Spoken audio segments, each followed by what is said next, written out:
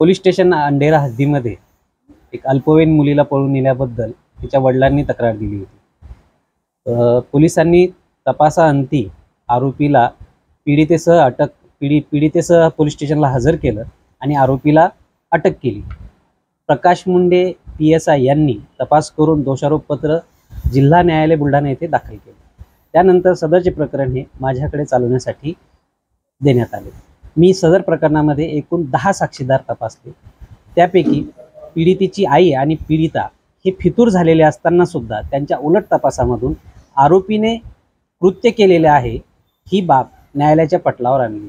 माननीय जिल्हा न्यायाधीश मेहरे साहेब यांनी आमचा युक्तिवाद ग्राह्य धरून आरोपीस कलम 376, कलम 363, 366A, पोक्सोचे कलम 6, पोक्सोचे कलम 10 नुसार 10 वर्षाची शिक्षा आणि 5,000 रुपये दंड ठोठावला।